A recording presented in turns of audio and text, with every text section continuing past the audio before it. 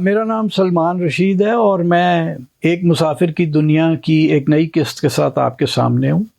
آج کی ہماری کہانی دریائے سندھ کے بارے میں ہے۔ دریائے سندھ کا نام جو ہے وہ دراصل میں سنسکرت میں سندھو ہے، جس کا مطلب ہے بہت بڑا دریا، بہت چوڑا دریا یا سمندر، یعنی پانی بے انتہا۔ اور سندھو لفظ جو ہے اسی سے فارسی میں ہندو بنا، گریک میں انڈو یا انڈس بنا، اور انڈس کی جو دھرتی تھی وہ انڈیا بنی، اور پھر ہماری جو صوبہ سندھ ہے وہ بھی اس دریا کے نام سے ہی ہے۔ تو کہتے ہیں کہ بہت پہلے زمانے میں جب ابھی کائنات نہیں بنی تھی تو دریا کی گہرائیوں میں، سندھو دریا کی گہرائیوں میں دریا کا دیوتا رہتا تھا، اور اس نے یہ کائنات بنائی، اور پھر اپنی دھنی سے اگنے والے ایک کنول کے پھول سے پوری دنیا میں زندگی پیدا کر دی۔ اب یہ جو دیوتا ہے اس کو ہندو مذہب کے لوگ جو ہیں، جو کہ اس سارے کلٹ کو مانتے ہیں، وہ اپنے آپ کو دریا پنتھی کہتے ہیں، بلکہ مسلمان بھی اپنے آپ کو دریا پنتھی کہتے ہیں جو اس کلٹ کو مانتے ہیں۔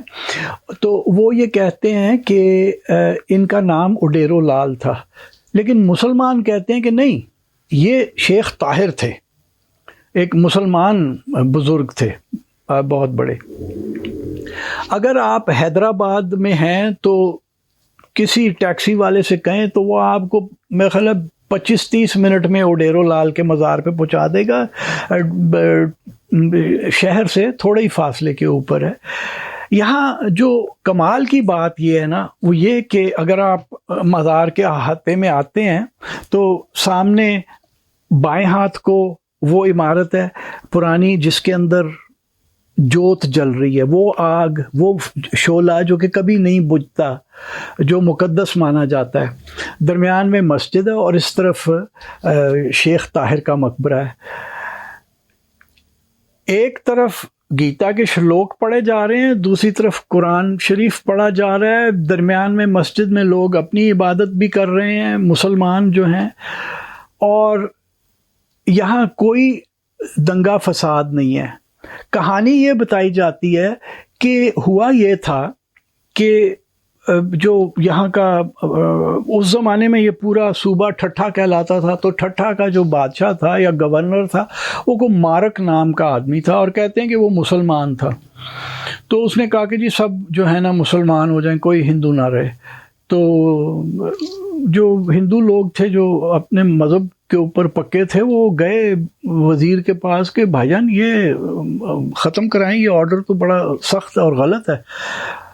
تو جب ان کی بات نہ مانی گئی تو انہوں نے کہا کہ جناب 7 دن ہیں آپ کے پاس، ہم 7 دن بعد اپنی اولاد کو سندھو میں ڈال دیں گے، اور پھر مزید 7 دن گزر جائیں گے اور ہماری بات نہ مانی گئی تو ہم خود بھی میاں بیوی سمیت سارے کے سارے دریا میں ڈوب کے مر جائیں گے۔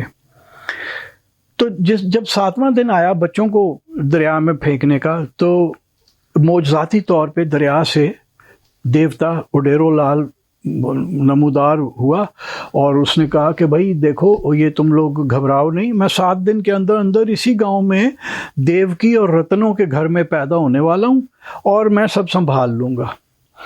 اچھا، اور 7 دن بعد وہ بچہ بھی پیدا ہو گیا ان 2 میاں بیوی کے گھر میں۔ تو جب بادشاہ کو خبر ملی مارک کو، تو اس نے کہا کہ جاؤ جا کے بچے کو مار کے آؤ، کسی کو بھیجا۔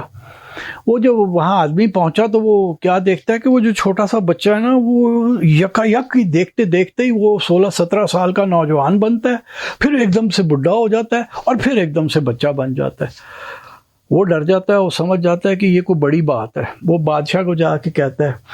خیر لمبا قصہ، وہ بادشاہ بھی آخر کار ماننے والا بن جاتا ہے دریا کے دیوتا کا۔ کہتے ہیں کہ اپنی زندگی کے اندر اڈیرو لال نے زمین خریدنا چاہی کہ کہیں ایک مندر بنایا جائے، تو وہ ایک جگہ گئے تو وہاں جو وہ زمیندار تھا وہ مسلمان تھا، اس نے کہا کہ میری زمین تو بہت اچھی ہے، یہ تو میں نہیں بیچوں گا. تو ڈیرو لال نے اپنی چھڑی جو ہے یا ڈنڈا جو ہے وہ ایسے زمین پہ مارا تو وہاں سے چشمہ پھوٹ پڑا. وہ زمیندار بھی بڑا حیران ہو گیا، اس نے کہا کہ اچھا یار یہ بھی کوئی بزرگ ہے تو چلو اس کو بیچ دیتے ہیں. تو وہ زمین اس نے بیچ دی، اور جہاں آج حیدرآباد سے تھوڑا ہی 25-30 کلومیٹر کے فاصلے پہ جو مندر کھڑا ہے وہ اس زمین کے اوپر ہے. اچھا، جیسا میں نے آپ کو بتایا کہ ایک طرف جوت جل رہی ہے مندر کے اندر، مسجد ہے اور مقبرہ ہے، اور دونوں مذہب کے لوگ بلکہ سکھ بھی آتے ہیں وہاں پہ. یہ سب وہاں آ رہے ہیں، پتہ نہیں کتنے 100 سال سے آ رہے ہیں، اور کوئی دنگا فساد نہیں ہے. وہ اپنی عبادت کرتے ہیں، حتیٰ کہ وہ جو پیچھے اپنا ڈنڈا زمین پہ مارنے کی وجہ سے چشمہ پھوٹا تھا، وہاں کنواں ہے، وہ پانی مقدس مانا جاتا ہے. ہندو بھی لے کے جاتے ہیں، مسلمان بھی لے کے جاتے ہیں، دونوں اپنے اپنے عقیدے کے مطابق اس سے فیض یاب بھی ہوتے ہیں.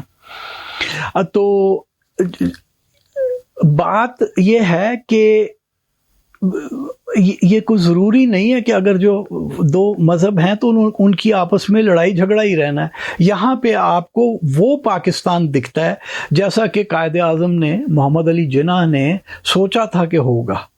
ہماری آج کی داستان اتنی ہے.